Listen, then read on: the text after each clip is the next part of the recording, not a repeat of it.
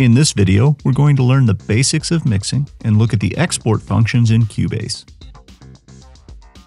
Let's take a moment and look at the production cycle to see how Mixdown fits in. Now, there are no hard, fast rules, but here's how the process usually flows. The first step is tracking. Tracking is the process of recording individual parts, like the voice or the instrument track that we recorded in a previous video. The second step is normally overdubbing. That's the process of adding additional tracks to your basic recording. Next is often editing. This can be cleaning up unwanted noises, fixing MIDI notes, and adding multiple takes to a single performance. Then we move to Mixdown. During Mixdown, all of the tracks, effects, and edits are combined into a single file. For music production, this file is normally a stereo file. After all the songs for a collection are mixed, they need to be mastered for duplication and distribution. In an analog studio, the engineer mixed a song by playing a multi-track tape recorder through a physical mixing desk and then recording that onto a 2-track tape recorder, and this was all done in real time. In Cubase, the mixdown process consists of exporting a multi-track file through a virtual mixing desk into a 2-track file. We'll be using the mix console as a primary tool during this process. Begin playback and adjust the levels of each track until you get a satisfactory rough mix. You'll probably have to make small changes as we adjust equalization and effects. There are very few hard and fast rules about mixing, and there are lots of options, so be sure to read the user's manual, visit the Steinberg knowledge base, and visit the Cubase community forums for detailed advice about mixing techniques. Having said that, here's a general rule of thumb: less is more. When you're first learning to mix, it is so easy to overdo it with loudness, with low end, with effects and EQ. Also, it's helpful to take a lot of breaks when mixing. Let your ears rest. If you want to control several parts at once, you can create group tracks.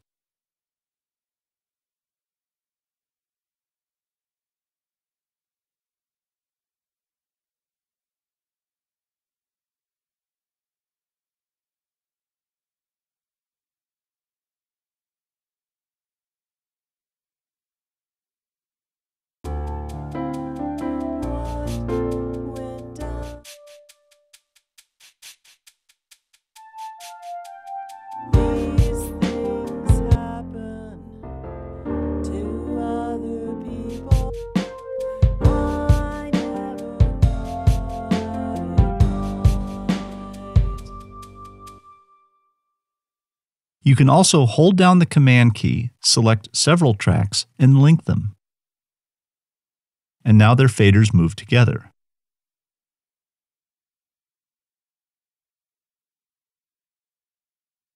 Many engineers begin by setting the drums so that they are the loudest part, just under the peak level. Then bring in the other elements.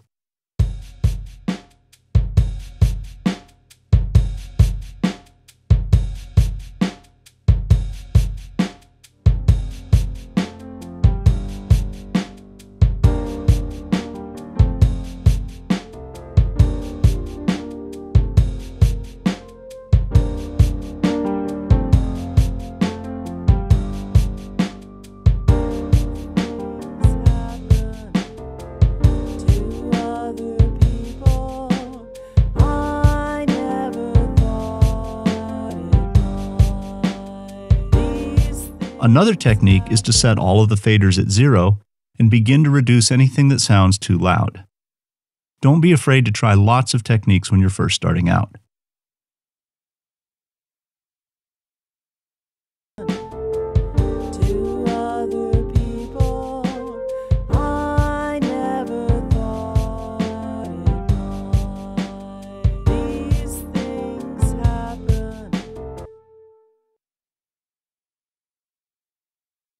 Remember that mixing involves more than just volume. Cubase allows you to control the stereo position, the equalization, and add effects. Here again, very few hard and fast rules. By panning tracks to the left and right, you'll create a wider stereo image and you also make more room in the middle for the voice.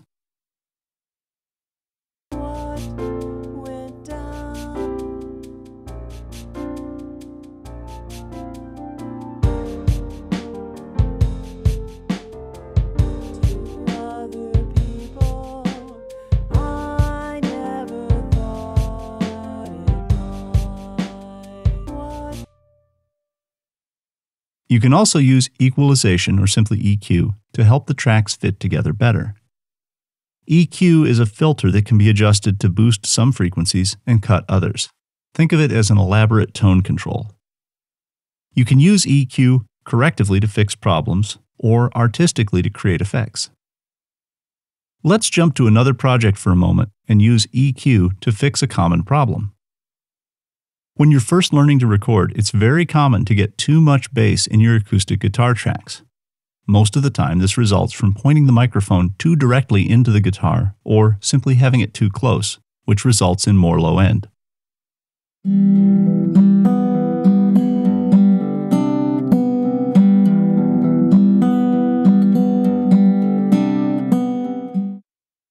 Start by clicking the E to open the channel editor. The editor has all sorts of routing and selection controls at the top, tabs for effects and the channel strip to the left, and the center area is for adjusting the channel strip and the EQ controls.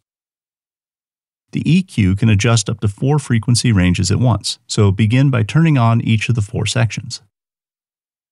Each band has 3 controls: gain, frequency, and Q. The gain control is used to boost or cut the volume at a specific frequency. The frequency control lets you select what range you want to adjust, and the Q control is used to shape how tightly or how broadly the adjustment's applied. Here are 2 rules of thumb for using EQ. If possible, try to get the sound you want by cutting rather than boosting. This will leave you with a cleaner mix when you're finished. Second, try to avoid using more than about 6 dB of gain unless you're trying for an extreme effect. If you have to use a lot of EQ to fix the tone, you can probably get a better sound by using a different microphone or different microphone placement. Many acoustic guitars have a little extra bass around 150 to 200 Hz. So let's start in that area to fix this problem. Here's another trick. If you're trying to eliminate a problem frequency like this, you may be able to locate it faster using an extreme boost and then fishing with the frequency control, like this.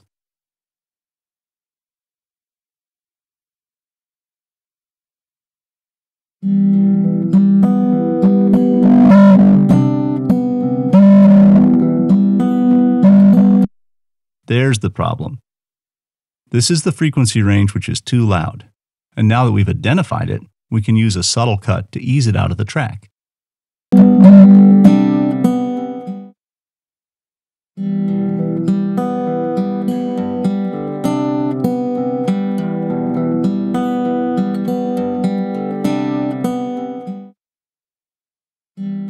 Let's listen to a quick A-B comparison to check our work.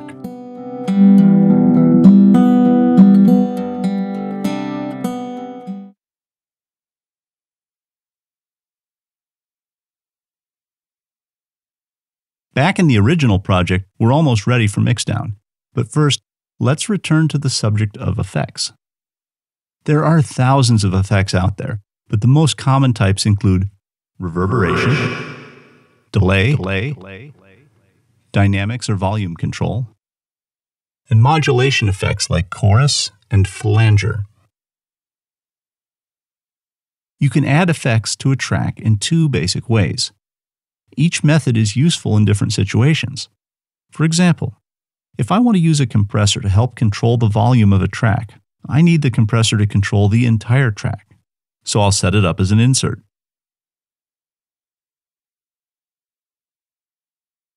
However, if I want to use an effect in a more subtle fashion, which is common for reverb, I'll set that up as a send effect. This allows the process signal and the original signal to blend.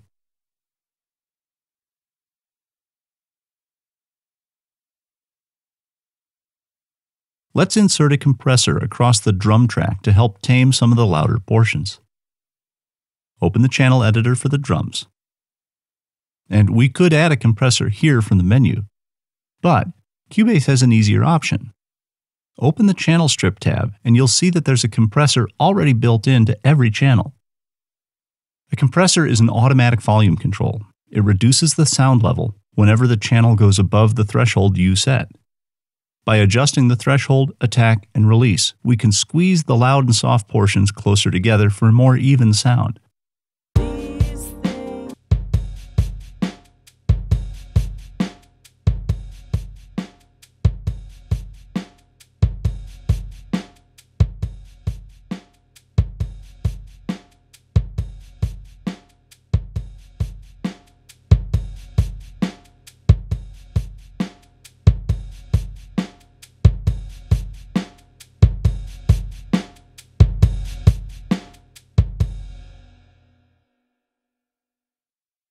Now let's go ahead and create a send effect to apply just a little reverb to all the tracks. This will help create the illusion that they were all recorded together in the same acoustic space, which will tie the mix together. But be careful with reverb, it's easy to overdo it.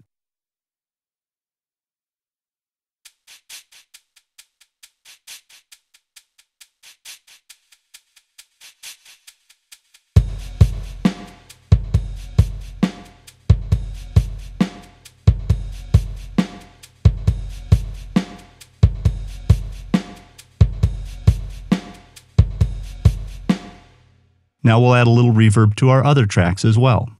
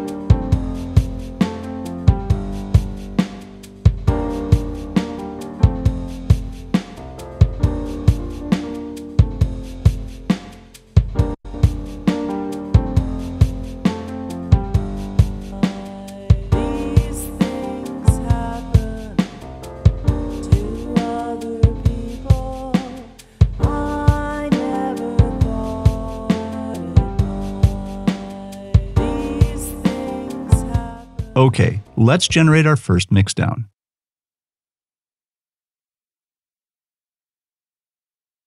Open the File menu and select Export Audio. The export dialog allows us to choose the quality and the location of the mix. A stereo WAV file will be the highest resolution, but it's also very large. Since this is just a rough mix, and we may want to send it by email to other musicians, let's mix it down in the MP3 format. That'll be good enough sound quality for now and a small enough file to move around easily. Fill in the ID tag information, and make sure to set your path. Let's use the desktop. You can have Cubase automatically add the mixed file back into the project. When you're ready, click Export.